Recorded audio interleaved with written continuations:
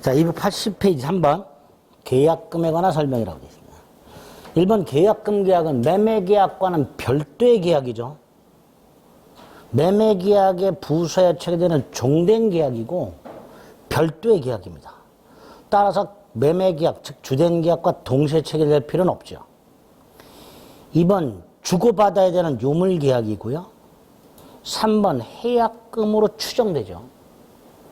그리고 565조는 역시 임의규정입니다. 따라서 당사자가 계약금 포기 또는 배액을 상환하고 행사할 수 있는 해제권을 포기하는 약정 얼마든지 할 수 있습니다.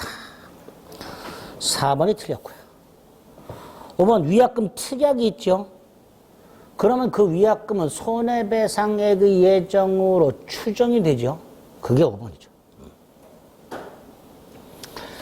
위약금 특약이 있다 해서 해약금 성질이 소멸하진 않으니까 해약금 성질과 플러스 손해배상액의 예정까지 성질을 갖게 되겠죠. 4번, 1번 계약을 체결하면서 계약금을 지급하기로 약정했지만 지급하지 않았어요. 그 해제권은 발생하지 않죠. 2번 이행 준비만 하고 있어요. 이행 준비는 이행 착수 전이죠. 그러니까 배액상환하고 해제할 수 있죠. 3번은 토지거래 허가를 받았습니다. 이행 착수로 볼 수 없다 그랬죠. 따라서 매도인은 배액을 상환하여 해제할 수 있다라고 해야죠. 4번 계약금이 수수된 후 매도인이 전혀 이행에 착수한 바가 없지만 매수인이 중도금을 지급했으니 이행 착수했죠. 따라서 계약금 해제 불가하죠. 5번 위약금 특약이 없으니까 손해배상액 예정으로서의 성질을 당연히 갖는 것은 아니죠. 틀린 거 3번. 5번 매도하는 계약을 하고 계약금을 수령했다. 1. 중도금 지급 전, 즉 이행 착수 전 배액 상환하고 해제할 수 있고요. 배액 상환하거나 제공해야 되죠. 그러나 3번 수령하지 않는다 해서 공탁까지 할 필요는 없다 그랬고요.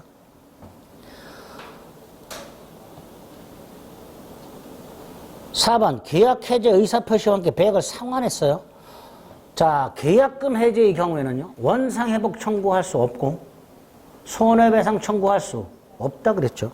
그러니까 4번 틀렸죠. 자, 5번 계약금을 수수했습니다. 즉 계약금 해제권이 있습니다. 그 상태에서 어느 일방의 채무 불이행을 이유로 한 법정 해제 및 손해배상 할 수 있죠. 따라서 배제되는 게 아니죠. 계약금을 주고받음으로써 계약금 해제권이 있다 하더라도 채무 불이행을 이유로 하는 법정 해제권은 별도로 발생할 수 있다 그랬죠. 그거 말하고 있습니다. 6번 가분들에게 토지를 이렇게 매도하는 계약을 하고 계약금 1,000만 원을 받았습니다. 계약금에 관한 별도의 약정은 없습니다. 즉 위약금 특약이 없어요. 1번 의리 이행 착수 전 갑은 수령한 계약금 1,000만 원이 아니라 배액을 상환해야 된다 그랬고요. 2번 의리 중도금을 지급했으니 이행 착수했죠. 갑도 을도 계약금 해제는 할 수가 없죠. 2번이 답이죠. 3번 매매 잔대금 지급을 구하는 소송을 제기한 것만으로는 이행 착수가 아니라 그랬죠. 따라서 을은 계약금 해제할 수 있고요. 4번 계약금 해제도 소급 소멸하죠.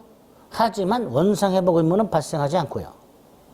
5번 을이 중도금을 지급하지 않아서 즉 을의 채무 불이행을 이유로 계약이 해제됐다 하더라도 계약금을 위약금으로 하는 특약이 없으니까 계약금을 당연히 몰수할 수 있는 것은 아니고 계약금은 반환해야 되고 실제 손해배상만 청구할 수 있다가 판례죠.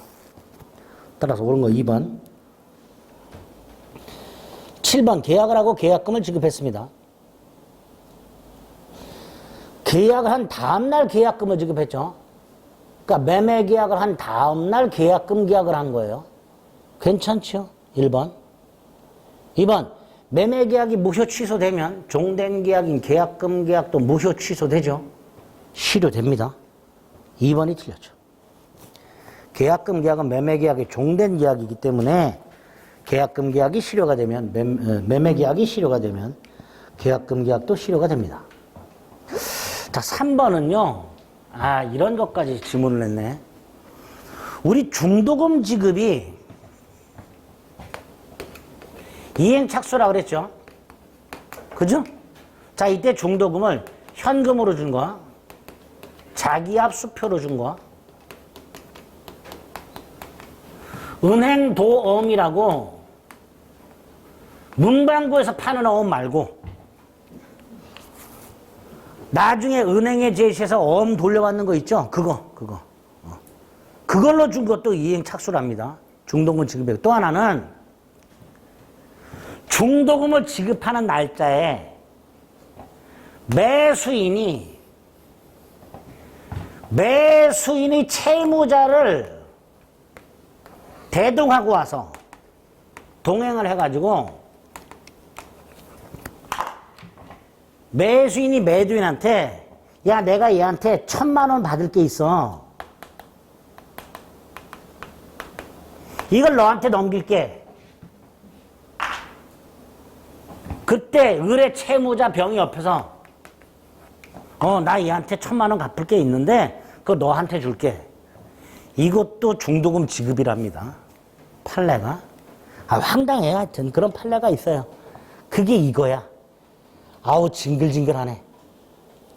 3번 계약 당시 을이 중도금 지급에 가름하여 병에 대한 채권을 갑에게 양도하고 병도 그 자리에 참석했다면 이행착수다.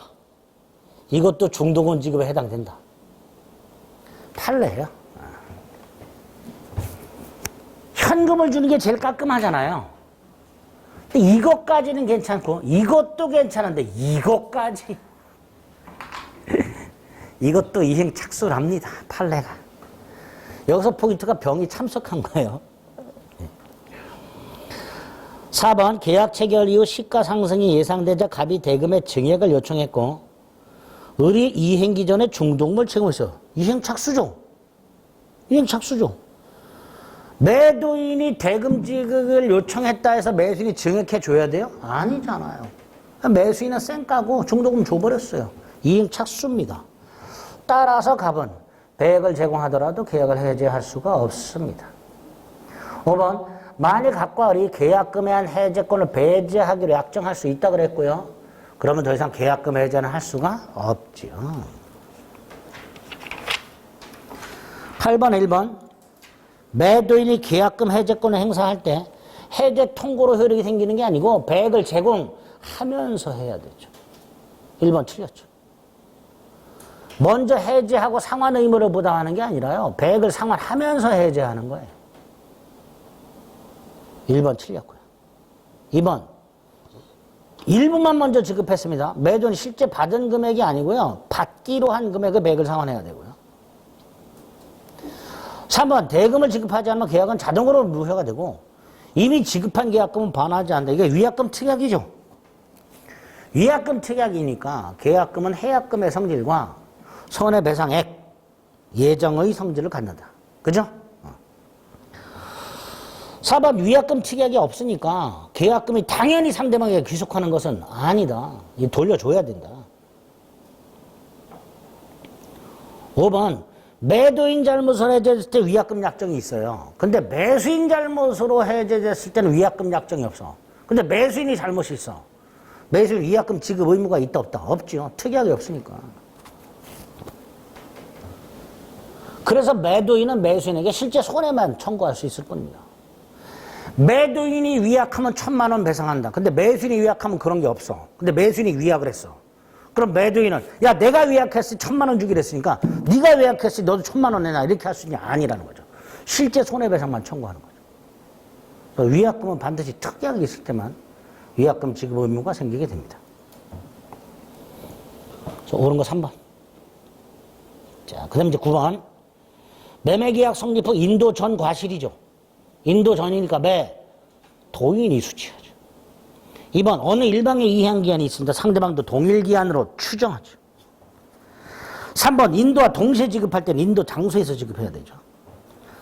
4번 매수인은 목적물을 인도받은 날부터 대금의 이자를 지급해야 되죠. 대금 지급 기한이 없을 때, 안정해놨을 때. 5번 권리주장자가 있을 때 매수인은 대금 지급을 거절할 수 있지. 1번이 틀렸죠. 10번 갑이 을에게 팔았다. 1. 계약비용 어떻게 한다고요? 균분부담. 매매 계약비용. 2번 을이 갑으로부터 토지를 인도받았어요. 그럼 그 과실 수취할 수 있죠. 과실이 뭐예요? 사용이익. 이걸 을이 수취하니까 이건 부당이득이 아니다죠. 3번 갑이 을에게 토지를 인도하지 않았습니다. 그러니까 을은 대금 지급을 거절하고 있겠지. 따라서 갑은 을에게 대금 지체를 이유로 손해배상을 청구할 수가 없지. 갑의 토지 인도와 소유권 이전이 을의 대금 지급과 동생관계니까 을이 인도를 안 하면 을은 대금 지급을 거절할 것이고 따라서 이건 지체가 아니니까 손해배상 청구를 못한다. 이렇게 되겠죠. 4번 매매계약이 있은 후 그 토지가 갑소유가 아닌 게 발견됐습니다.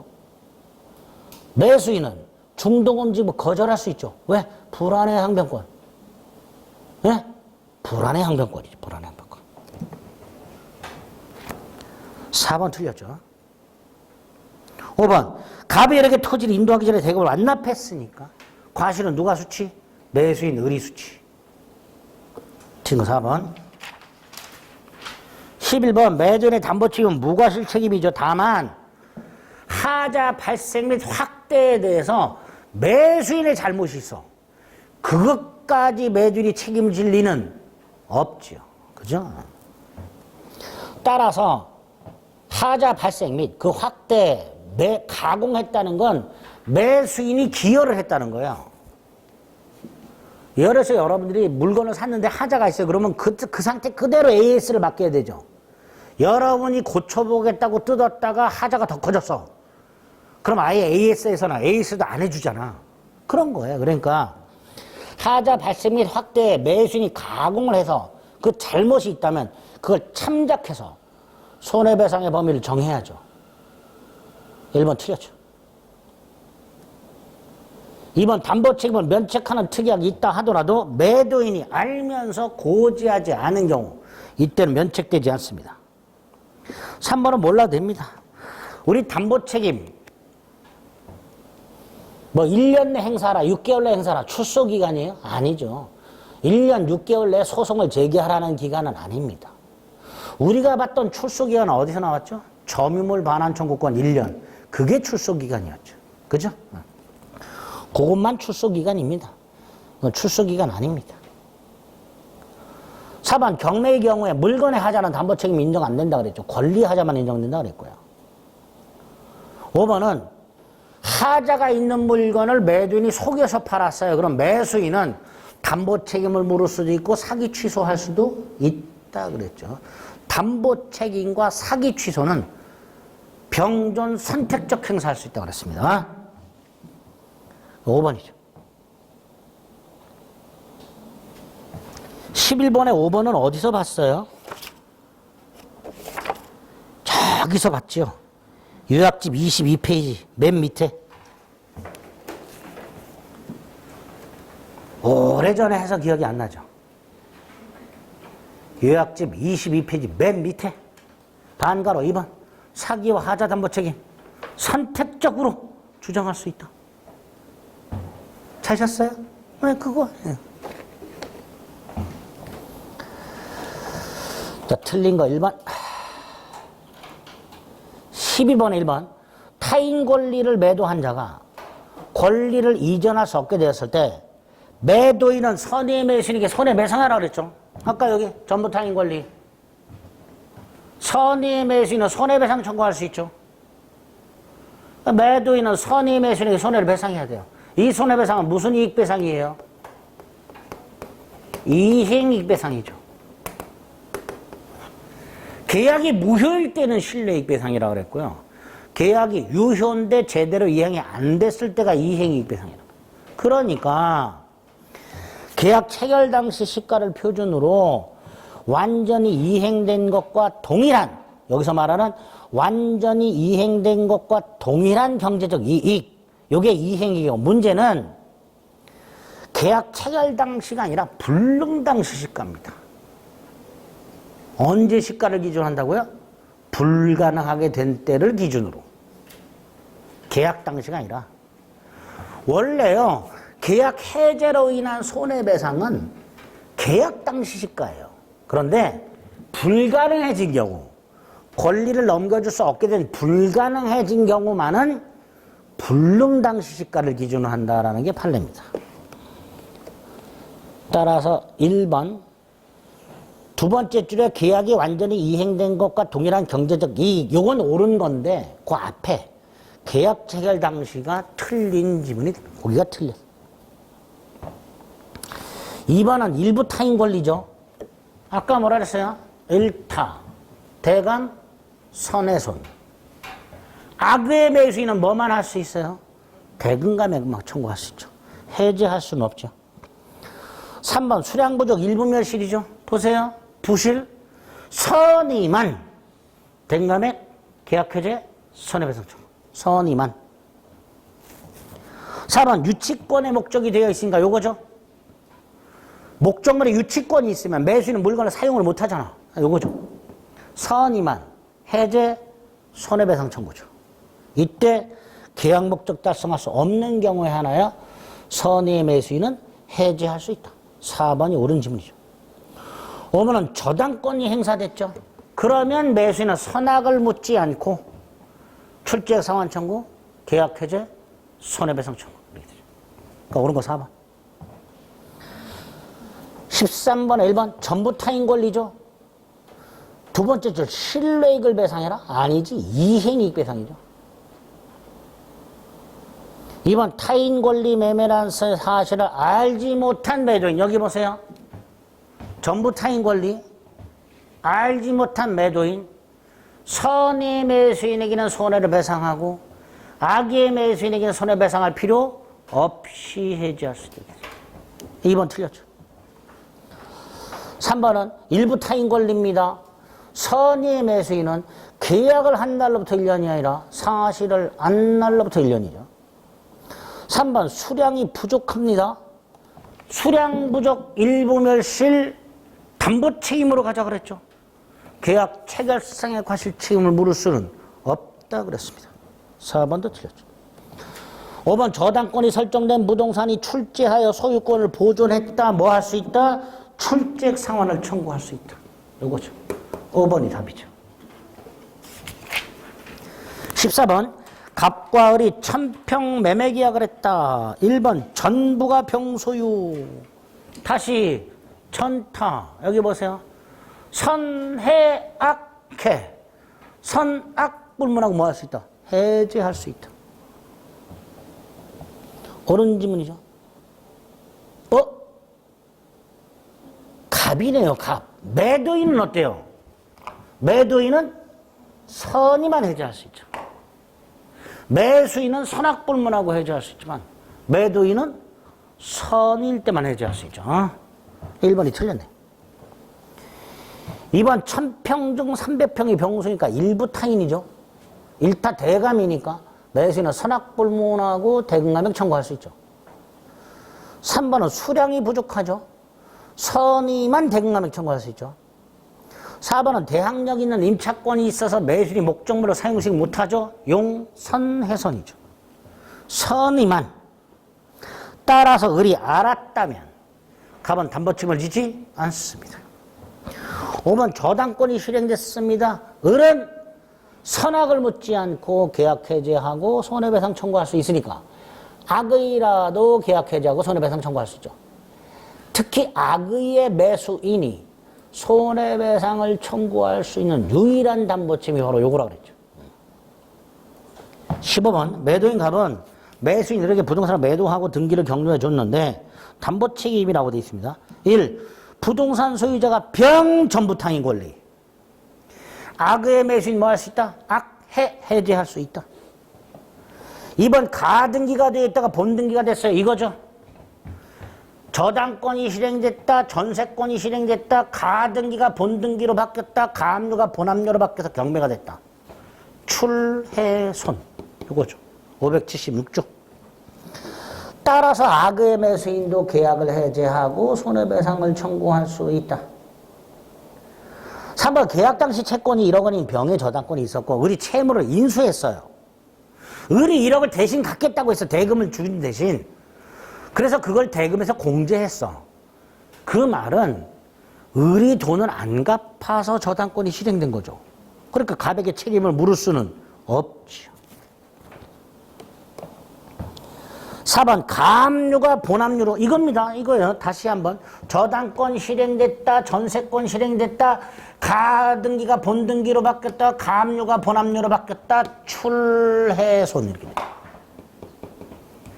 따라서 악의 을은 계약을 해제할 수 있고 손해 배상을 청구할 수 있다라고 해야죠. 2번하고 4번은 같은 겁니다.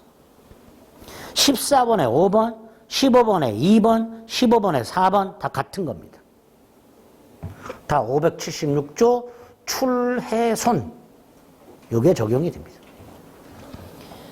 5번 지역권이 존재하지 않아요. 지역권이 존재하지 않는 건 어떤 걸로 가야 돼요? 이걸로 가야 되죠. 용익적 권리. 왜? 매수인이 땅을 제대로 사용식을 못하니까 이걸로 가야 돼요. 용선해선으로 가야죠. 따라서 악의 을은 담보 책임 물을 수 없다. 계약 해제할 수 없다. 이렇게 되겠죠. 틀린 거 4번. 16번. 수량 부족이 이렇게 단독으로 나오는 경우도 있어요. 수량 부족이. 200평으로 계산해서 수량적 매매를 했는데 20평이 부족하더라. 일부 무효를 이유로 부당이득 반환 청구할 수 없고 2번 계약 체결상의 가치책임을 물을 수는 없고 3번 선의 을 대금액 청구할 수 있고 4번 선의 을 손해배상 청구할 수 있으며 5번 선의 을은 수량 부족 사실을 안 날로부터 1년이 아니라 부족한 부분에 관한 소유권을 취득할 수 없게 되었다는 사실을 안 날로부터 1년. 그렇게 되죠? 5번 틀렸죠? 틀린 거? 2번 틀렸습니다. 5번도 틀렸어요. 5번 부족 사실을 안 날이 아닙니다. 부족한 부분을 취득할 수 없게 되었다는 사실을 안 날입니다. 2번도 틀렸고요. 5번도 틀렸다고요. 못 믿는 분들이 계시네. 5번도 틀렸다니까. 여기요. 일부 타인 권리에서 사실을 안 날과 수량 부족에서 사실을 안 날이란 공통적으로 일부가 타인에게 속한다는 사실, 수량이 부족하다는 사실을 안 날이 아니라 그 일부가 타인에게 속하는 만큼 부족한 만큼의 권리를 취득할 수 없게 되었다는 사실을 안 날부터 1년입니다. 그래서 5번도 틀린 질문.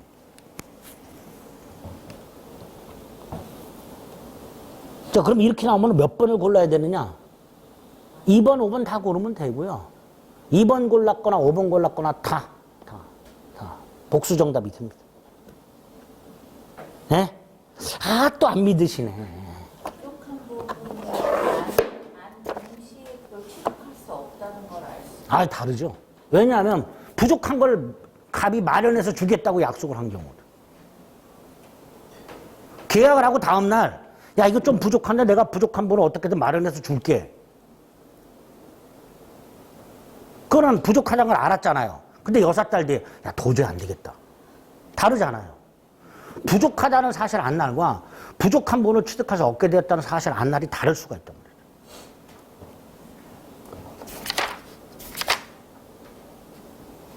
그래서 165페이지 다시 요약집 보세요.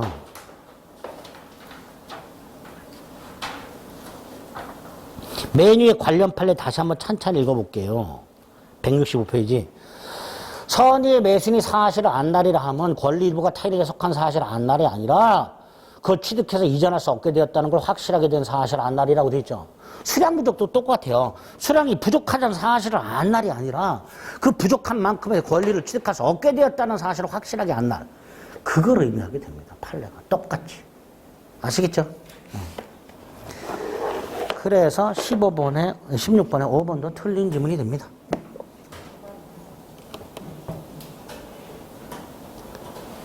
그냥 5번에서 수량 부족을 가로로 지워버려요. 그럼 옳은 지문이 돼요. 그냥 사실 안 나 그러면 돼. 예? 5번에 수량 부족이라는 네 글자를 지우세요. 그럼 옳은 지문이 돼요. 그렇게 하시는 게 빠르겠다. 17번 악의의 매수인에게 인정되는 거 보세요. 전부 타인 권리에서 악의의 매수인에게 해제권 인정되죠. 일부 타인 권리에서 악의의 매수인에게 대금감액 청구 인정되죠. 저당권 실행에서 악의의 매수인에게 출제 상한 청구 계약 해제권 손해배상권 인정되죠. 이거 고르면 되는 거예요. 기억 전부 타인 권리 해제권. 니은 안 돼. 디귿 일부 타인 권리 대금감액 청구 돼. 리얼 수량 부족이나 미흡 용익적 권리는 무조건 선이만 돼. 그런데 비흡 저당권 실행, 시효 저당권 실행, 악의도 돼. 그죠? 결국 기억, 디귿, 비흡, 시효 이렇게 되죠. 18번 선의 무과실 요건으로 하는 건 뭐예요? 여기 있네. 물건의 하자. 그죠? 물건의 하자 중에서도 법률 출장에도 물건의 하자로 들어갔잖아요. 그죠? 경매는 안 된다 그랬죠? 그런 거 고르면 돼요. 1번은 일부 타인 권리. 2번은 일부 멸실. 3번 나왔네요. 건축을 목적으로 땅을 샀는데 법령상 제한이라고 돼 있죠. 이게 물건의 하자야. 이게 물건의 하자.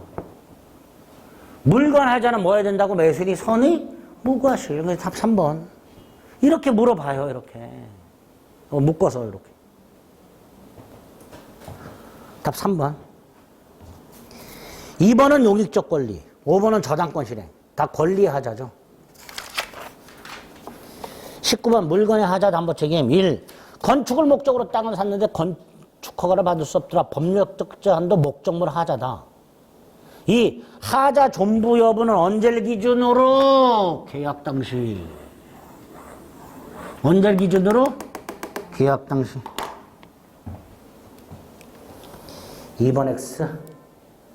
3번 매수인은 계약 당시 선의 무과실. 4번 종류로 지정한 물건, 불특정물을 말합니다. 하자가 생겼어. 해제 손해배상 말고 모두 할 수 있다. 완전한 물건을 내놔라. 하자 없는 완전물급부 청구할 수 있죠? 그죠? 종류물 이퀄 불특정물. 특정을 했는데 하자가 있어. 완전물급부 청구할 수 있다. 5번은 차고에서 봤죠? 하자 담보 책임이 성립하는지 여부 상관없이 차고 취소할 수 있다 그랬죠. 하자 담보 책임이 성립하는지 여부 상관없이 차고 취소할 수 있다 그랬었습니다.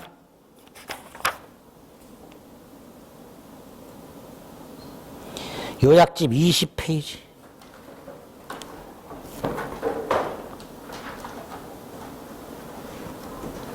요약집 20페이지 밑에 반가로 7번에 동그라미 2번에 관련 판례. 체크돼 있죠? 응. 하자 담보 책임이 성립하는지 여부 상관없이 차고 취소할 수 있다. 틀린 거 2번. 자, 20번.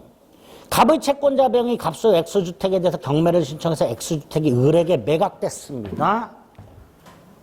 자, 갑소유 주택이 경매가 돼서 을에게 경락이 됐으니까 얘가 매도인이고 얘가 매수인입니다. 얘가 채무자죠. 얘가 매도인, 얘가 매도인, 얘가 매수인이에요. 채권자는 병입니다. 병이 경매를 넣었어요.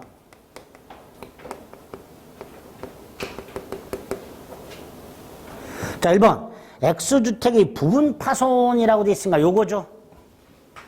요거. 선의의 을은 대금감액 청구 계약 해지할 수 있죠. 을이 선의 부분 파손 물건의 하자. 요건 물건의 하자로 갑니다. 일부 멸실, 요거는 수량 부족 일부 멸실이고 부분 파손이라면 물건의 하자군요. 그죠? 그러니까 선의 무과실이라면 뭐 할 수 있다? 담보책임 물을 수 있다. 땡. 경매는 물건의 하자는 담보책임 인정되지 않는다. 1번 옳은 지문. 2번 을이 X주택에 대항력 있는 임차권이 있음을 모른다. 요거죠. 용의적 권리가 있다는 걸 몰랐다. 1차적으로 누가 책임진다? 매도인인 채무자가 책임을 지죠. 1차적으로 담보 책임을 지는 자는 갑이죠. 3번 갑이 권리 하자를 알고 고지하지 않았다면 손해배상 청구할 수 있죠. 4번 갑명의 등기가 원인 무효여서 경매가 무효다. 경매가 무효라면 담보 책임 자체가 성립하지 않는다. 저당권이 설정이 되어 있었다. 보세요. 저당권은요, 경매가 되면 깡그리 소멸해요. 따라서 얘는 저당권이 없는 주택에 대한 소유권을 취득한 거니까 담보 책임을 성립할 여지가 없게 됩니다. 이제 틀린 거 4번. 자, 21번 환매. 환매 특약은 매매계약과 동시에 해야 되고요. 환매 특약 등기도 소유권 이전 등기와 동시에 해서 부기 등기가 돼야 돼요. 소유권 이전 등기가 2번. 여기 보세요. 소유권 이전 등기가 등기 순위 번호가 2번, 환매권은 2의 1. 그래서 얘가 3번으로 저당권 등기가 되어 있다. 환매권 등기하면 갑이 소유권 등기가 2번으로 유지가 되니까 이건 소멸하는 거예요. 그죠? 부기 등기로 하게 됩니다. 1번 오른지문. 2번 환매대금에 대한 약정이 없으면 매매대금과 매수인이 부담한 매매비용. 여기 환매대금이 되죠. 3번 재산권에서 양도할 수 있고 갑이 환매권을 행사하지 않고 있으면요. 갑의 채권자가 대위 행사할 수도 있습니다. 즉 환매권은 채권자도 이권의 목적이 됩니다. 4번 판매를 하게 되면요. 목적물의 과실과 대금의 이자는 상계한 것으로 본다고 그랬죠. 따라서 반환할 필요가 없죠. 4번 틀렸죠. 5번 부동산 미관 5년 넘지 못하고 한 번 정도면 절대로 연장 불가하다 그랬고요. 22번에 1번 과실과 대금의 이자는 상기한 걸로 봅니다.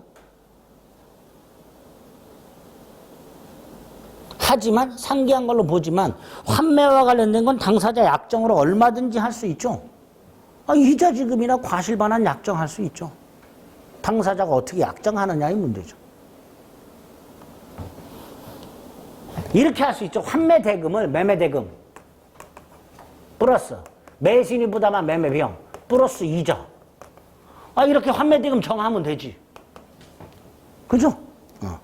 환매 대금을 당사자가 약정할 수 있다고 그랬으니까 즉 목적물의 과실과 대금의 이자는 상계한 것으로 본다는 강행 규정은 아니란 말이죠. 따라서 이자 지급 약정 얼마든지 할 수 있습니다. 2번 매매 등기와 동시에 환매권을 등기해야 제3자에게 대항할 수 있고요. 3번 환매권이 등기된 목적물을 제3자가 취득했습니다. 환매의사 표시는 원래 매수인이 해야 되고요. 전득자 등기는 직권말소된다. 환매의사 아까 뭐라 그랬죠? 여기 봐. 환매권이 등기되어 있으면 제3자에게도 환매권 주장할 수 있다고 그랬죠? 얘한테 주장합니다. 환매권이 등기된 목적물을 제3자가 취득했을 때 환매 의사표시는 원래의 매수인 을에게 하는 게 아니라 제3자에게 하는 거죠. 환매권이 등기되면 제3자에게도 환매 효력이 있다라는 말은 제3자에게 환매 의사를 표시하는 거예요. 그리고 환매권이 실행됐다 해서 직권 말소되는 게 아니라 환매권이 실행되고 환매권의 기초에 등기를 회복하면 이제 말소가 되는 거죠. 한번 X. 4번 환매권 등기가 된 나대지의 건물을 신축하고 환매권 행사. 자, 관습법상 법정사건 인정되지 않는다. 환지처분 환매권 행사. 관습법상 법정사건 인정되지 않는다. 4번이 답이고요. 5번 환매 기간 내 환매의사를 표시했다 하더라도 아까 뭐랬어요? 환매의사 표시만은 부족하고요. 등기가 갑에게 되돌아와야 돼요. 따라서 갑이 등기를 되찾지 않는 한 제3자에게는 환매 효력을 주장할 수가 없습니다. 권리 취득을 주장하지 못합니다. 그죠? 환매만 의사 표시만 하면 안 돼요. 등기를 되찾아와야지. 따라서 옳은 거 4번. 23번 갑은 을에게 1억 원에 매도하면서 특약으로 환매권을 보류했다. 1. 특약이 없는 환매대금은 매매대금과 이자 합이 아니라 을이 부담한 매매비용이죠. 환매대금에 관한 약정이 없으면 매매대금과 매수인이 부담한 매매비용, 그걸 합한 게 환매대금이 됩니다. 1번 틀렸고요. 2번 갑의 환매특약 등기 후 병이 매수했다. 일단 을은 등기 넘겨줘야 되죠. 그러니까 병이 을에게 이전 등기를 청구했을 때 을은 환매권이 등기되어 있음을 이유로 거절할 수가 없다가 됩니다. 일단 등기 넘겨줘야 되죠. 환매권 등기가 돼 있다 해서 처분 금지효는 없단 말이죠. 그러니까 을은 환매 등기가 되어 있음을 들어 병의 이전 등기 청구를 거절할 수는 없다라고 해야 되겠죠. 3번은 몰라도 되는 지문이고요. 환매권은 제척기간이지만 이전 등기 청구는 10년의 소멸시효. 이전 등기 청구는 채권적 청구니까 뭐 그런 의미입니다. 3번은 뭐 크게 신경 안 써도 되고요. 4번 환매특약을 등기했다. 그런데 을이 병에게 팔아먹었다. 갑은 병에게 환매권 행사라고 그랬죠. 병에게. 5번 환매기간 내에 환매권 행사했다. 그러면 환매 등기 후 제3자 환매권 행사하고 그 다음에 등기를 되찾아오면 아까 제3자 제한물권 어떻게 된다 그랬죠? 소멸한다 그랬죠. 소멸한다. 5번도 틀린 지문이 됩니다. 옳은 거 3번. 요 정도. 그래서 매매는 담보 책임 특히 그거 맞출 수 있으면 맞추고 나머지. 예. 앞에 있던 계약금이라든가 매도인 권리 의무, 매수인 권리 의무, 환매 요 정도. 요 정도 준비하시고 담보 책임은 외워서 맞출 수 있으면 맞추고 아니면 찍고. 자, 그 다음에 이제 교환이 있네요. 교환. 교환은 뭐 내용 교재 볼 것도 별거 없어요. 재산권을 서로 이전하는 게 교환이죠. 재산권을 상호 이전하는 겁니다. 유상이죠. 쌍무고요. 낙성이고 분료식이고 일시적 계약이죠. 유상이니까 담보 책임 적용되고요. 쌍무니까 동시항변권 위험부담 적용되죠.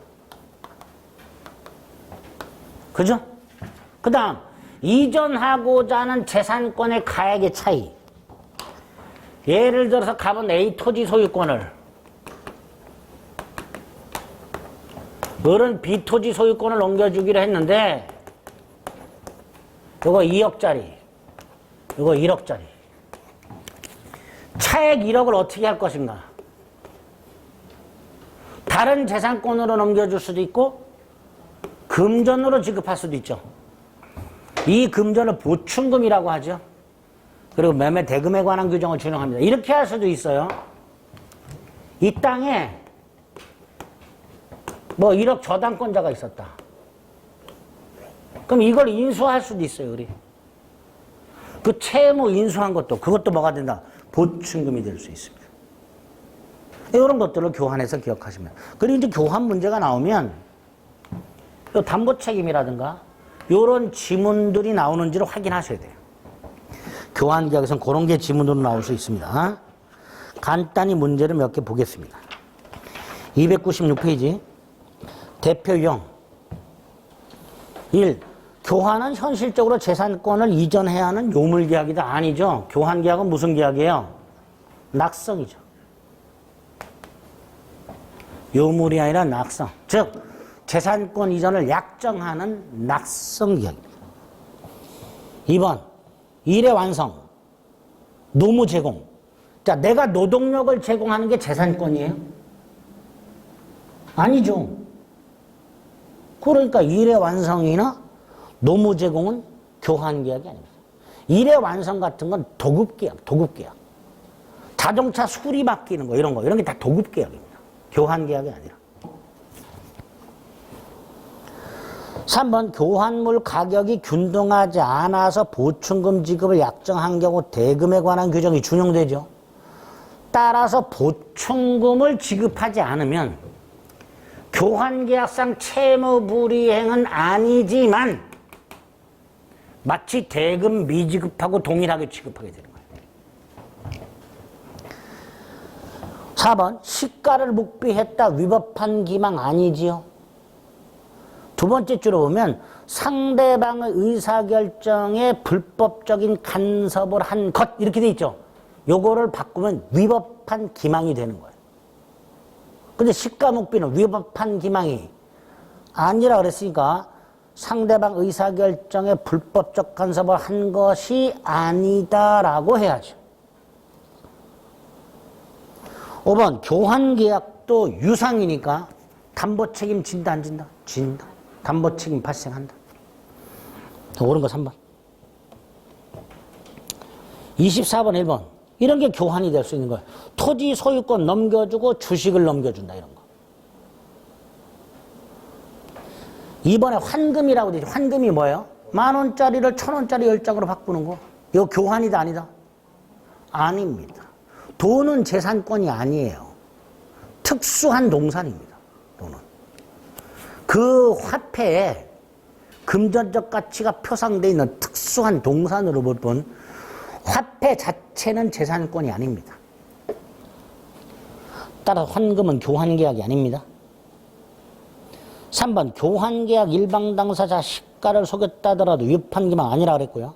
자 4번 교환계약 목적물인 당사자 일방 건물이 쌍방 귀책 사유 없이 소실. 자 이거 보세요. 예를 들어서 갑은 A 건물을 을은 B 토지를 넘겨주기로 했는데 계약을 한 후에 요 A 건물이 지진으로 멸실.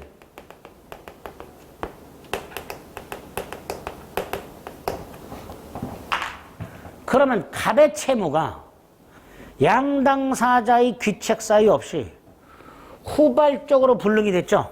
뭐예요? 위험부담. 불능이 된 채무의 채무자가 부담한다 그랬죠. 따라서 갑은 을에게 이행을 청구할 수 없다가 되죠. 위험부담이죠. 따라서 4번 옳은 질문이죠. 5번은 일정한 금액을 보충 지급할 것을 약정한 때는 매매계약이 성립한다. 아니죠. 교환계약이죠. 교환계약입니다. 보충금 지급하기로 했다 해서 매매계약이 성립하는 게 아닙니다. 25번 갑은 자기 소유 X 건물을 을 소유 Y 토지와 교환하기로 확정하고 보충금 3천만 원을 지급하기로 했다. 1번 소유권을 서로 이전하기로 즉 재산권 이전 합의가 있으면 교환계약은 체결된 거죠. 2번 시가를 속였다 하더라도 위판 기망이 아니니까 사기 취소 못하고 3번 계약 체결 후 X 건물이 지진으로 멸실 이거죠. 갑은 이렇게 청구하지 못한다. 갑이 위험을 부담해라. 4번 을이 보충금을 지급하지 않으면 마치 매매대금 미지급과 똑같으니까 갑은 뭐 할 수 있다? 을은 뭐 할 수 있다? 교환계약을 해제할 수 있다. 5번 보충금 지급기한을 정하지 않았고 을이 건물을 인도받았다. 아니다. 을은 X 건물을 인도받은 날부터 지급하지 않은 보충금 이자를 갑에게 지급. 뭔 소리야? 갑이 보충금을 줘야 되는데. 보충금을 갑이 지급하기로 했는데. 그죠? 보충금은 갑이 지급하기로 했잖아요. 근데 왜 을이 보충금에 이자를 지급해? 좀 이상하죠? 바꿔요. 보충금 지급기한을 정하지 않았을 때 갑이 Y 토지를 인도받은 날부터 보충금 이자를 을에게 지급하라 이렇게.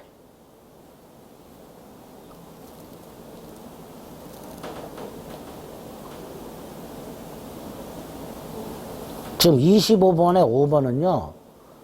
문제를 잘못 본 거죠. 그죠? 보충금은 갑이 지급하는 거고 3천만 원. 갑이 을에게 보충금을 지급하기 전에 을로부터 물건을 먼저 인도받으면 마치 매매대금을 준용한다 그랬으니까 갑은 을로부터 Y 토지를 인도받은 날부터 보충물 이자를 지급해라 이렇게 되겠죠. 그죠? 5번도 틀린 점 이렇게 되면 안 되죠. 갑으로 바꿔야 되죠. 그래서 일단 틀린 것은 4번이고요. 5번도 사람이 바뀌어져 있죠.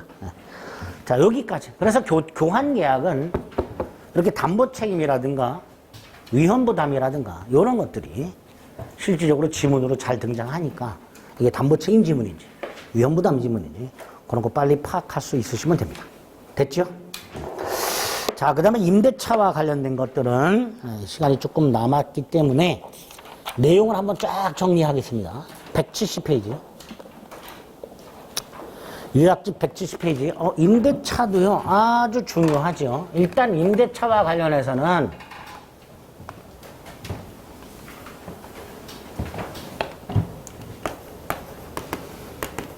물건에 대한 사용수익과 차임지급을 약정하며 성립하는 유상, 쌍무, 낙성, 분료식, 그 다음에 계속적 계약이죠. 일적 계약이 아니라 계속적 계약. 유상이니까 담보 책임 지문 나올 수 있고요. 쌍무니까 동상별권의 위헌부담이 나올 수 있는데 잘 안 나와요. 임대차에서는 담보 책임 지문이라든가 위헌부담 지문이 거의 안 나옵니다. 매매나 교환으로 얼마든지 물어볼 수 있기 때문에 잘 안 나오죠. 자, 임대차 계약의 목적물은 부동산 동산 불문하고 임대인 소유가 아니어도 되고 차임은 반드시 지급하되 금전 아니어도 되고 이렇죠.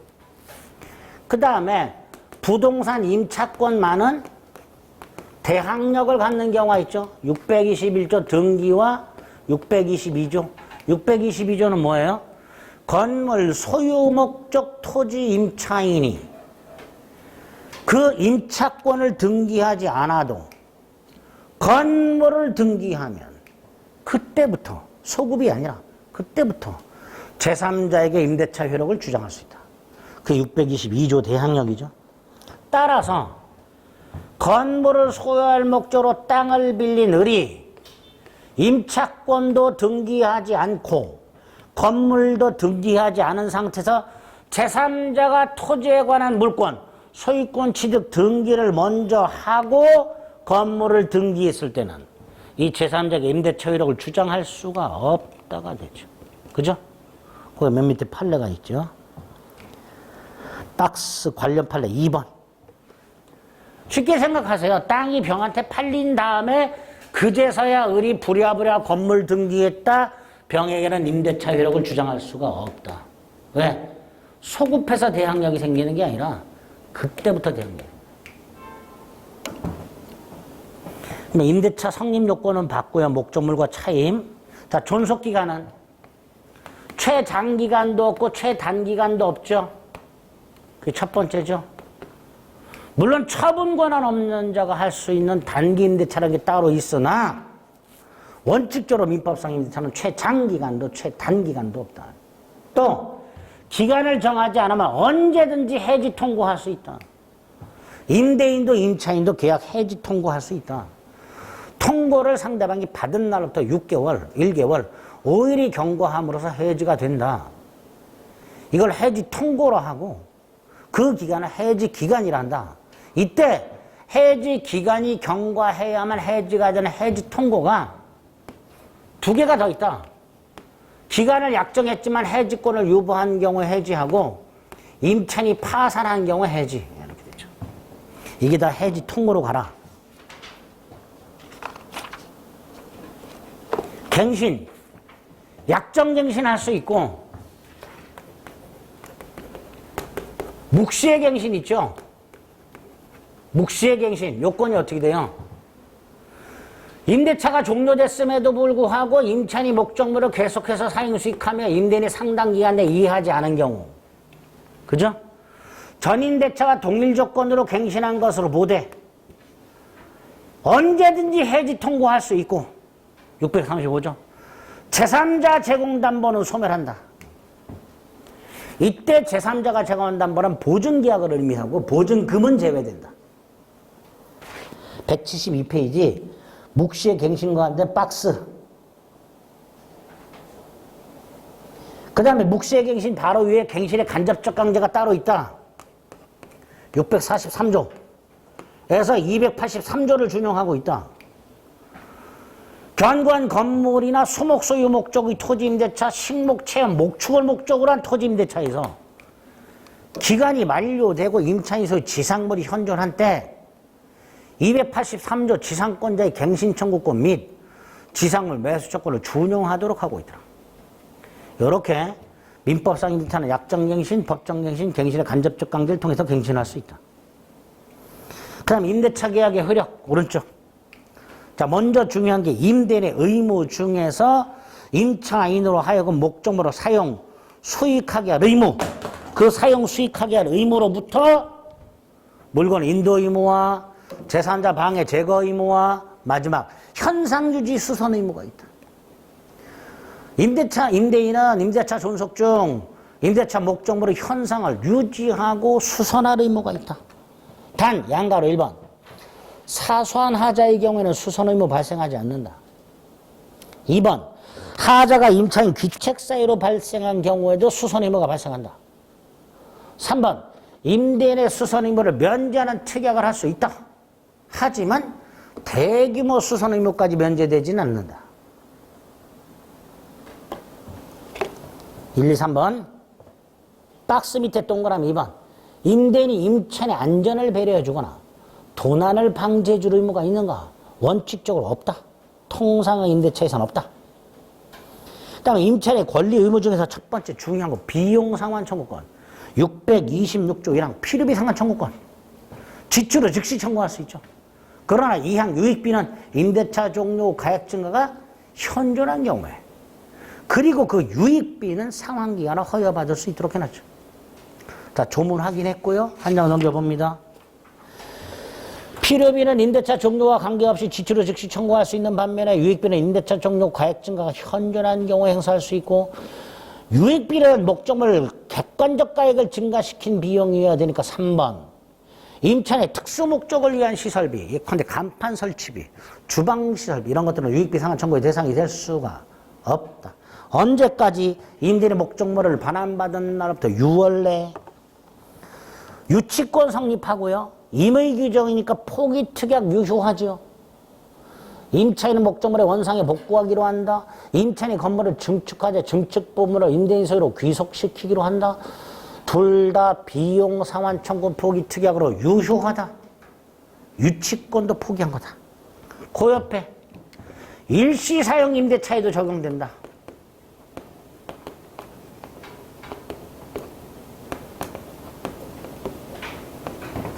일시 사용 임대차의 경우에도 비용 상환 청구할 수 있다. 숙박계약 같은 거, 숙박업소의 숙박계약 같은 거 이런 것들이 일시 사용 임대차인데 그 일시 사용 임대차에도 비용 상환 청구할 수 있다. 그런 뜻입니다. 그 다음에 646조 토지 임차인 말고 건물 기타 공작물 임차인은 임대차 종료 시에 임대인 동의받아 부속시킨 것, 임대인부터 매수한 부속물 2개를 매수 청구할 수 있다. 밑에 1번에 양가로 1번 토지 임차인에게는 인정되지 않는다. 2번 일시사용 임대차에도 적용되지 않는다. 형성권이고 강행규정이다. 임차인에게 불리한 특약은 무효다. 따라서 보증금 및 차임을 시세보다 저렴하게 하는 대신 부속물 매수 포기 이건 임차인에게 불리한 게 아니니까 유효 이렇게 되겠죠. 자, 오른쪽 3번에 양가로 3번 임차인의 귀책 사유 없이 종료되어야만 부속물 청구할 수 있으니까 임차인 채무 불이행을 이루 임대인의 계약을 해지하여 종료된 경우 이때는 부속물 매수 청구를 못한다. 643조 건물, 식목, 체험, 목축 목적 토지 임대차에서 기간이 만료한 경우 지상물이 현존한 때 갱신 청구권 및 지상물 매수 청구할 수 있죠. 기억. 갱신 청구권은 청구권이고 지상물 매수 청구권은 형성권이고 또한 강행 규정이니까 지상물 포기특약은 원칙적으로 무효고 요건은 니은 1번, 2번 둘 중에 하나. 존속기한 만료, 지상물 현존, 갱신 청구 거절당한 경우하고 2번 기간의 정함이 없는 임대차에서 임대인이 해지 통고한 경우하고 특히 2번은 갱신 청구할 필요 없이 바로 지상물 매수 청구할 수 있죠. 이 두 가지만. 따라서 3번 임차인 채무 불이행을 이유로 임대인이 계약을 해지한 경우에는 갱신 청구도 지상물 매수 청구도 할 수 없다. A. 두 번째 줄, 임대차 계약 체결 당시 기존 건물이거나 임대인 동의하다 신축한 것에 한하지 않는다. B. 무허가 건물도 되고 미등기 건물도 되니까 허가 여부, 등기 여부는 매수처권 행사 요건이 아니다. 경제적 가치가 있는지 여부, 임대인에게 쓸모가 효용이 있는지 여부도 매수처권 행사 요건이 아니다. C. 임차인 특수 목적을 위한 시설물은 매수 청구 안 된다. D. 건물에 근저당권이 설정되어 있는 경우에도 매수 청구할 수 있다. 다음 페이지 2. 이게 중요하죠. 건물이 임대인과 임대인이 아닌 자 소유 토지에 걸쳐 있을 때 전부 매수를 청구할 수는 없다. 임대인 소유 토지 위 건물 부분 중에서 구분 소유권의 규칙화 될 수 있는 부분에 한해서만. F. 누가 행사할 수 있나? 건물 소유자가. 누구에게? 임차권 소멸 당시 토지 소유자. 그런데 임차권이 소멸한 후에 토지 소유자가 바뀌었다.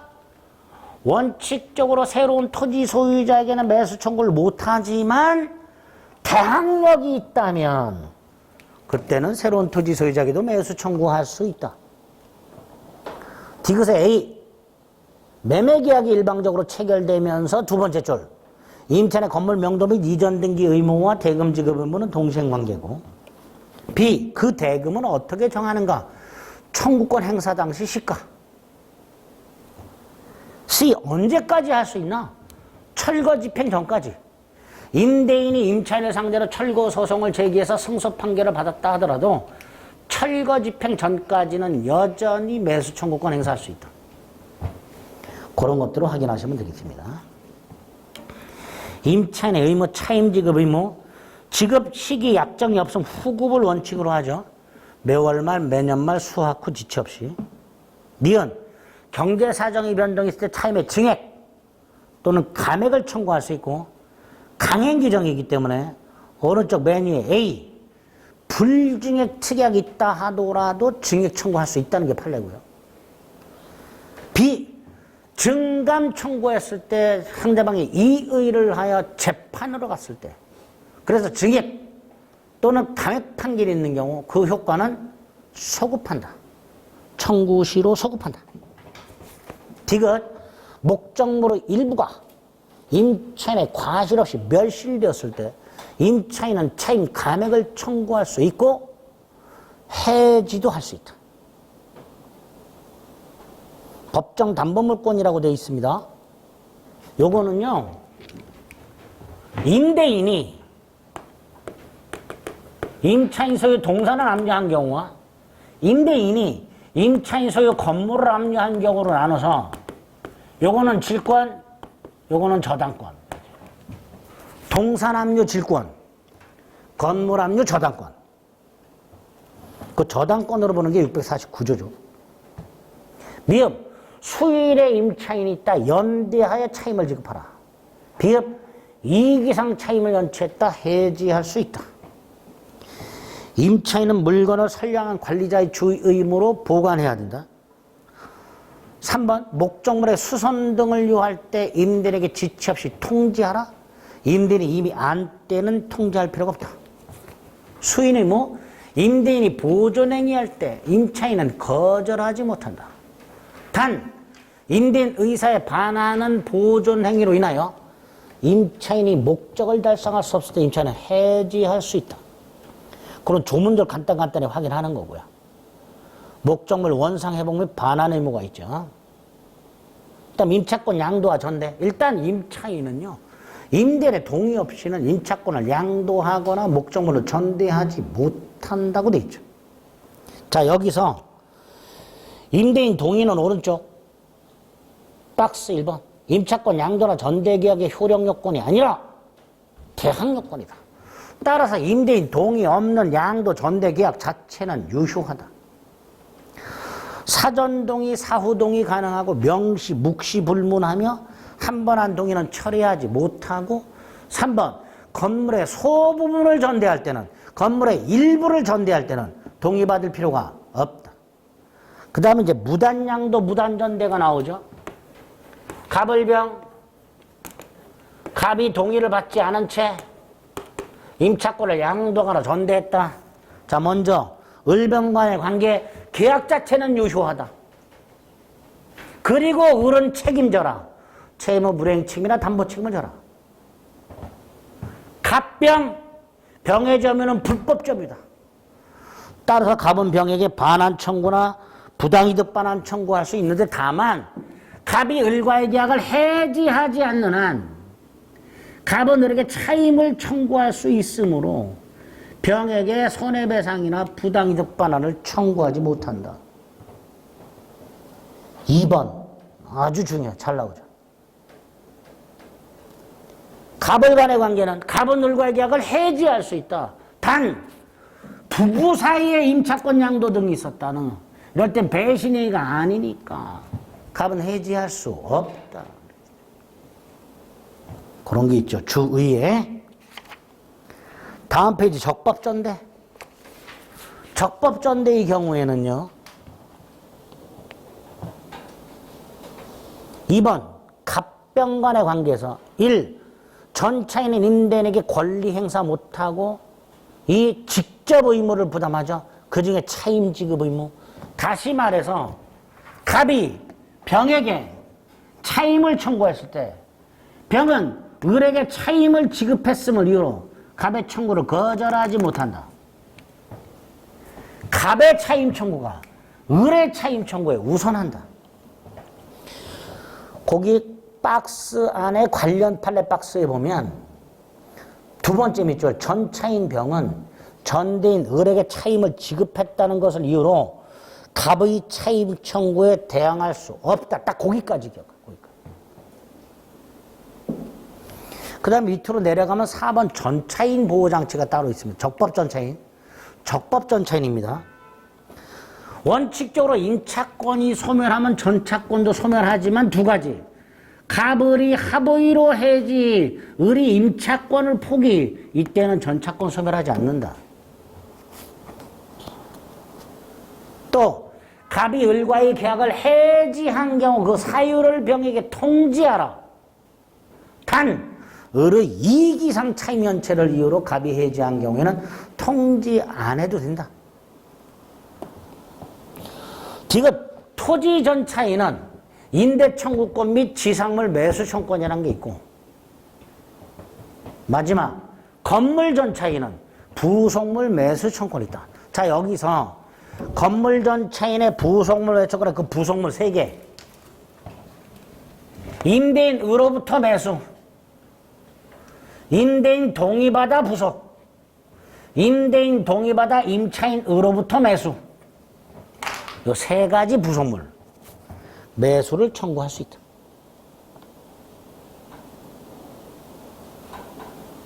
자, 보증금과 관해서는 민법에 일단 보증금에 관한 규정이 없지요. 자, 첫째 기억할 게 맨 밑에 당구장 표시. 임대차가 종료됐음에도 불구하고 임대인이 보증금을 반환하지 않으면 임차인은 임대인을 상대로 보증금 반환 청구 소송을 제기하겠죠. 이때 그 소송에서 임차인이 임대인에게 보증금을 지급했음을 입증해라. 그 입증 책임 하나. 다음 페이지. 보증금은 임차인이 목적물을 반환할 때까지 차임을 연체했다, 목적물을 훼손했다와 같은 임차인의 손해배상을 공지하게 됩니다. 그걸 담보적 효력이라고 불러요. 그래서 보증금 충당이라고 해서 임대인은 임대차가 종료한 후 충당하는 게 원칙입니다. 따라서 판례. 특별한 사정이 없는 한 임대차 계약이 종료되었다 하더라도 목적물을 반환하지 않고 있다면 임차인은 보증금이 있음을 이유로 임차인의 임대인의 연체 차임 지급을 거절할 수가 없어요. 그런데 임대인이 미리 충당하는 건 괜찮다 그랬죠. 그 내용이 하나 있고요. 그 다음 3번. 갑소유 건물을 임대차한을 근데 소유자가 바뀌었다. 임차권은 원칙적으로 채권이니까 보증금은 구소유자가 반환해라. 단 을이 대항력이 있거나 갑과 병이 합의한 경우에는 병이 부담한다.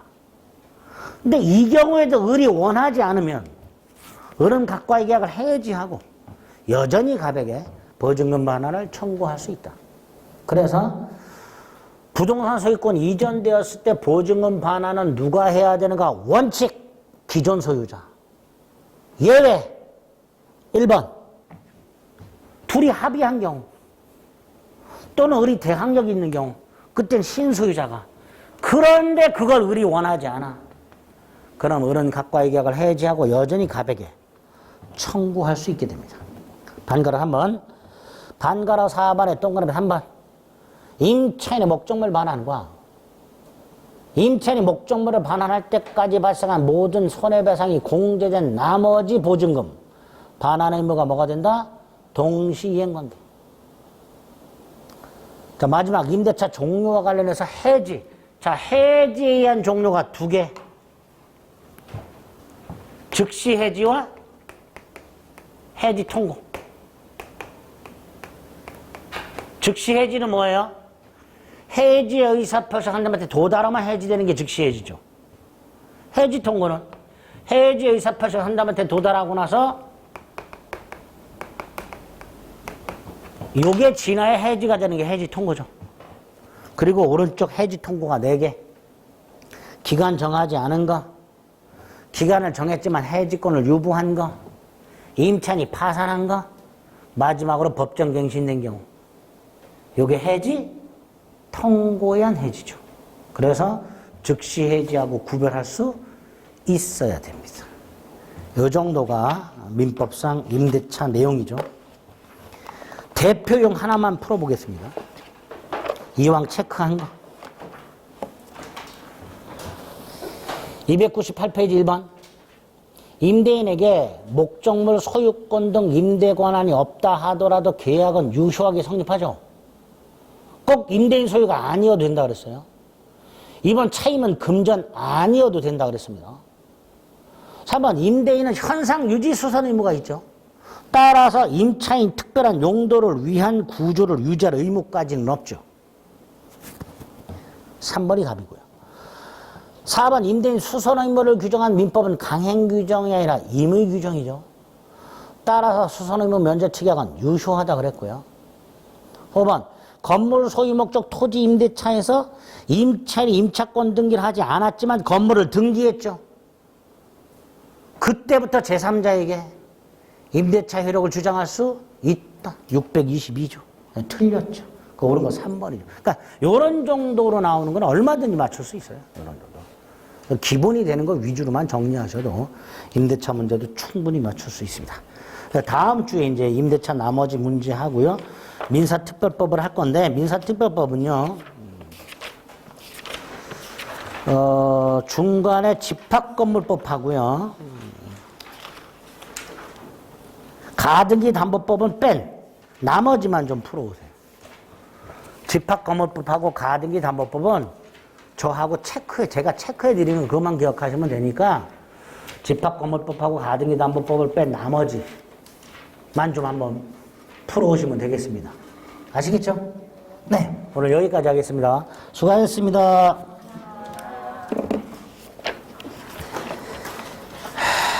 시간 무지하게 잘 갑니다.